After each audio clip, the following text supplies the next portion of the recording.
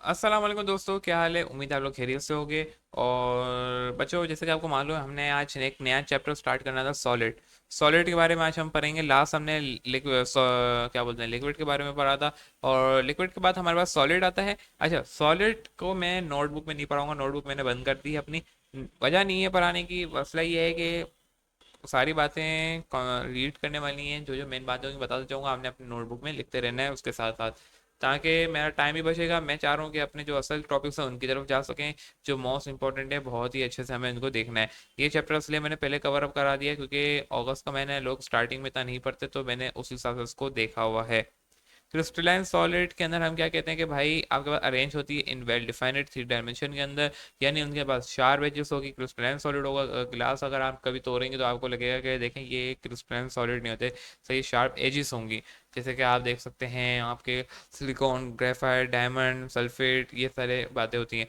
एटमॉस्फेरियस के अंदर क्या होता है बच्चों के, इसके अंदर क्या होता है कि नॉन क्रिस्टलाइन सॉलिड होता है, सही है। थ्री डायमेंशन स्पेस नहीं होती, शार्प एजेस नहीं होती, सही है। परफेक्ट जो है कटिंग नहीं होती, सही है। और एबनॉर्मल कटिंग होती है, और हम सुपर कूल्ड लिक्विड भी कहते हैं। अगर आप ग्लास को कभी तोड़ना और कभी घर में ग्लास टूटे और आपने देखोगे क्या ना, उसके अंदर जो है वो शार्प एजेस नहीं होंगे, ऐसा लगेगा कि बिखरा हुआ है, अजीब शेप बनते हुए नजर आएगा, तो उसे हम एटमॉस्फेरस सॉलिड कहते हैं।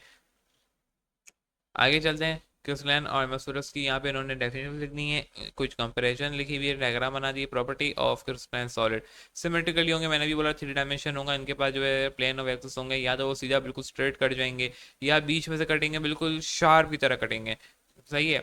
आपने देखा होगा 360, यानी यहाँ पे कह रहा है प्लेन के अंदर क्या होगा, कहना बस कॉपी एक आगे और एक पीछे, यानी अगर आप जो है देख लें सेंटर ऑफ एक एक्स, पहले तो आ जाए प्लेन के ऊपर। प्लेन के अंदर आप यूँ देख लें कि आपने जो है करना होगा, सेप होता है, सेप की स्लाइस करनी है, बीच में से करेंगे बिल्कुल सेम है, आधा सेप यहाँ होगा आधा वहाँ होगा, बिल्कुल सेम निकलेगा।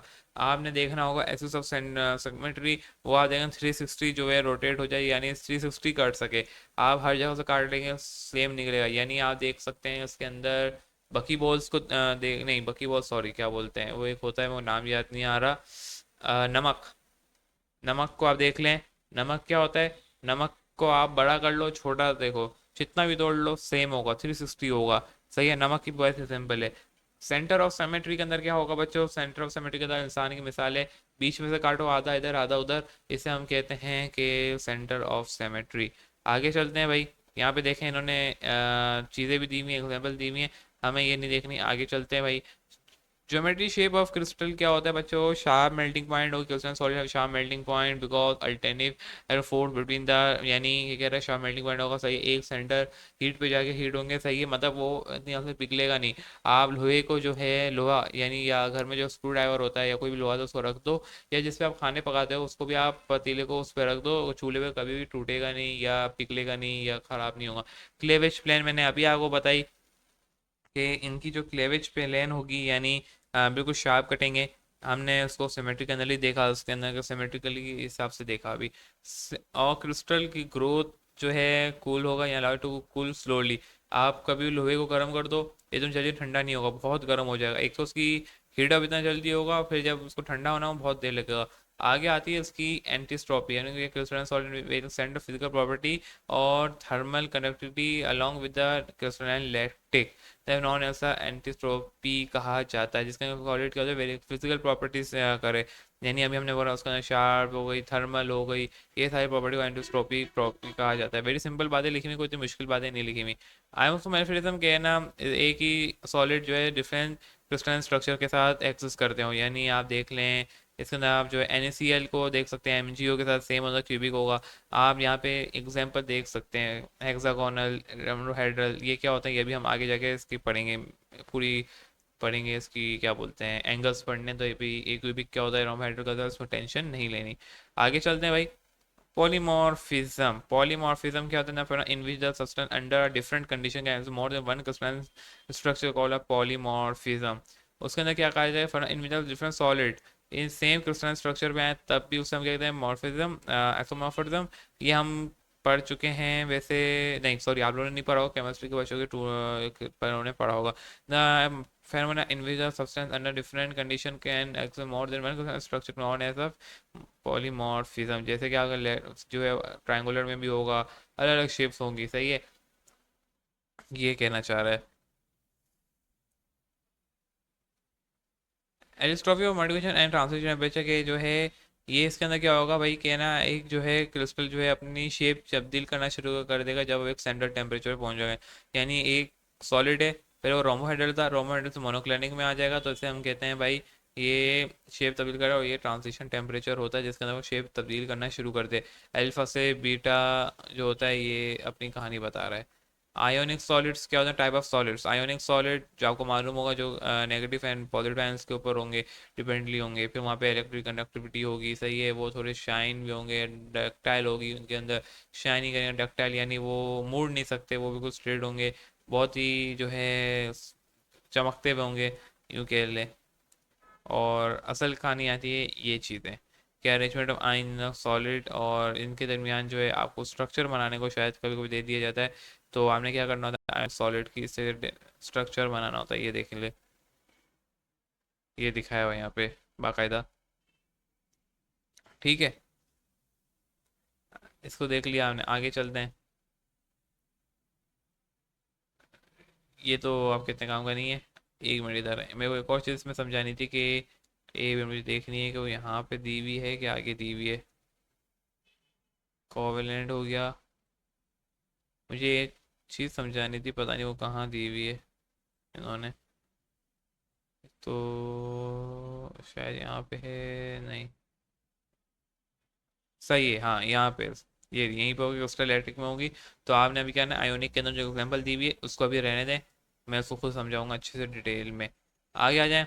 फैक्टर अफेक्टिंग आयनिक क्रिस्टल जो आयोनिक एसोसिएशन होगी, सही है, ये आपने पहले भी पढ़ा हुआ होगा।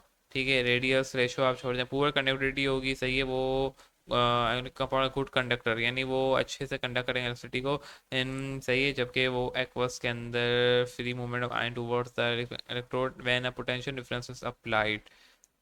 कोवलेंट सॉलिड पर आए। कोवलेंट सॉलिड क्या होता है आपको मालूम होगा कि ना, लॉन पेयर एंड बॉन्ड जो होते हैं, lone pair and sigma bond जो होता है, उनसे जो बॉन्ड फॉर्म होते हैं उसे हम कोवलेंट बॉन्ड्स या सॉलिड्स कहते हैं। और वो known as a diamond graphite, bio के बच्चों को ज़्यादा अच्छे से मालूम होगा क्योंकि आपने केमिस्ट्री के अंदर अभी इतना उसको पढ़ा नहीं है, सिंपल बातें लिखी हुई हैं। और आपने मालूम कार्बोहाइड्रेट जिसने पढ़े होंगे उनको मालूम होगा, ये कार्बोहाइड्रेट्स वाली कहानी है। मेटालिक सॉलिड्स क्या होंगे कि ना, मेटल्स होंगे जो पॉजिटिव आयन की जो वैलेंस इलेक्ट्रॉन को फुल करना होता है, ये उसकी कहानी यहाँ पे आ गई। ठीक है, वैलेंस इलेक्ट्रॉन के ऊपर बात हो गई कि वैलेंस शेल पूरे कैसे करते हैं, ये अभी हम इसको चैप्टर नंबर 2 के अंदर अच्छे से देख लेंगे, कोई मसले की बात नहीं है। आगे आए भाई। हाँ, प्रॉपर्टीज आपने पढ़ लेनी है, मॉलिक्यूलर सॉलिड भी हम देख चुके हैं अपने पहले पिछले चैप्टर के अंदर। आगे आ जाओ भाई। आयोनिक और ये सारी यहाँ पे एग्जांपल्स दे दी हैं, डिफरेंसेस दे दिए हैं। क्रिस्टल इलेक्ट्रिक क्या होता है भाई?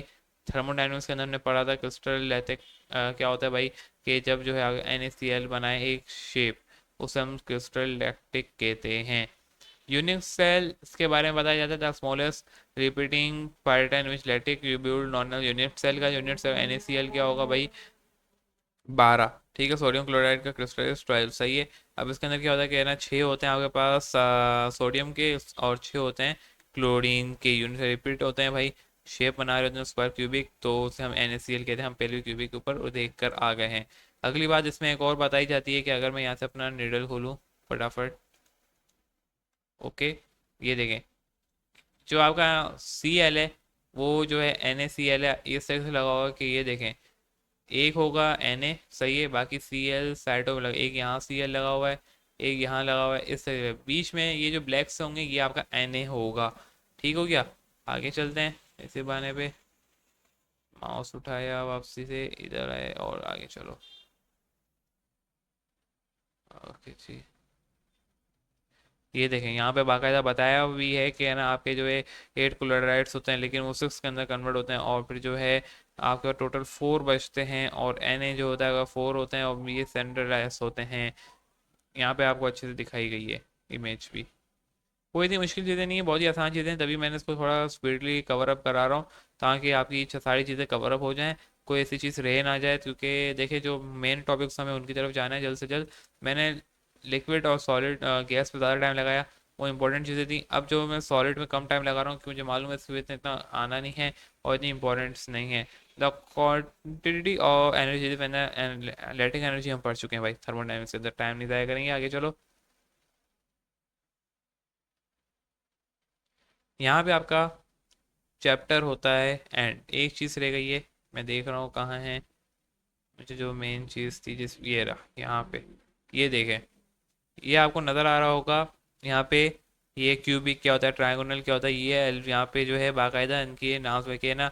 आपको ए बी सी है जो कि बराबर अल्फा बीटा या गामा के, और ये क्यूबिक का एंगल होता है। सही है, यहाँ पे ए बी सी इसके बराबर होगा, फिर बी नॉट इक्वल टू, इस तरह एंगल्स बनाए हुए हैं कि क्यूबिक किस तरह से अल्फा बीटा और गामा के बराबर है। ऑर्थोरोम्बल क्या होता है, ये सारी चीज़ें बहुत इंपॉर्टेंट है भाई। इसके अंदर आपने देखना है ट्राइकेलेनिक का शेप क्या होता है, ट्राइकेलेनिक शेप कैसे बनता है, फिर क्यूबिक का कैसे बनता है, क्या इसके अंदर ये छः के छः बराबर हो जाए साइड्स। सही है, फिर ये कहता है कि ट्रायंगुलर के अंदर क्या होगा, एक दो बराबर होंगी, बी बराबर नहीं होगी अगर अल्फ़ाबेटिकली देखा जाए, और जो है एंगल सारे बराबर होंगे। ओके, आगे आता है ऑर्थोरोम्बिक। इसके अंदर क्या होगा कि कोई भी साइड बराबर नहीं होगी, सिर्फ ये बराबर होगा। सही है, फिर जो है एंगल्स बराबर। रोमोहेड्रल, रोमोहेड्रल के अंदर सब बराबर होगा, लेकिन जो है आपका अल्फा बीटा के अंदर गामा 90 के बराबर नहीं होगा, हमने ये देख लेना है। हेक्सागोनल, फिर ये सारी शेप्स के नाम दे दिए, ये आपने बस रट लेना, याद कर लेना है, कोई इतनी मुश्किल चीज़ नहीं है। ये इंपॉर्टेंट होगा जब आप एम कैट के अंदर जाते हैं, तो एम कैट जो पढ़ते हैं उनको मालूम है कि इसकी क्या इंपॉर्टेंस है, तो हम वहाँ पे उसको पूरा अच्छे से एक्सप्लेन भी कर रहे होते हैं। लेकिन जाहिर सी बात है, यहाँ पे आपकी बुक ने इतना कुछ पूछा ही नहीं है, तो हम फिर इसको किस तरीके से देखेंगे मुझे भी समझ नहीं आया। तो मैंने बोला कि बच्चे सच है, मालूम है कि पढ़ने अभी समझेंगे नहीं इन चीज़ों को कि इनको पढ़ना क्यों ज़रूरी है। अगर आप ट्वेल्थ के हमारे लेक्चर देखें तो वहाँ पे अगर कोई नॉन इम्पोर्टेंट चीज़ भी हो जाए ना, उस पर भी हम टाइम लगाते हैं। लेकिन अभी आप फर्स्ट ईयर के अंदर है, हमें मालूम है कि आपको किस तरह से लेके चलना है। तो बस ये था एक छोटा सा आपका सॉलिड पे पूरा लेक्चर, जो कि आज हमने मुकम्मल किया सॉलिड्स को। और क्या सारी चीज़ें होती हैं, आपने बस इस चैप्टर को अच्छे से रीड कर, अगर रीड कर लिया तो समझे आपका पेपर सॉलिड के ऊपर निकल जाएगा। कोई ऐसी चीज़ नहीं है जो ना आपने रट्टा लगानी हो, सारी कॉन्सेप्चुअल हैं, बात समझने की हुई है, रीड करना आपको आना चाहिए। अगर रीड आने में सोच समझ के ध्यान लगा के किया हुआ है, तो आपका आराम से पेपर जो है सॉलिड के ऊपर निकल सकता है। और वैसे भी इतना कुछ पूछा नहीं जाता खास, बस आपने जो मेन मेन पॉइंट है वो याद रखने होते हैं। अच्छा ये होता है, यूँ होता है, तो आपको बस आ जाएगा लिखने। ये सारे चैप्टर के अंदर ये कहानी है। जो मेन चैप्टर अभी हम पढ़ने वाले हैं इसके बाद, वो थोड़े इंपॉर्टेंट होंगे, उस पर आपने ज़्यादा तवज्जो देनी है। उसके कॉन्सेप्चुअल्स पे जो जो हम लॉजिक्स बताएंगे उन पे आपने ज़्यादा टाइम लगाना होगा और देखना होगा। तो मिलते हैं नेक्स्ट चैप्टर के अंदर एक नए अंदाज के अंदर। तो टिल देन, अल्लाह हाफिज़।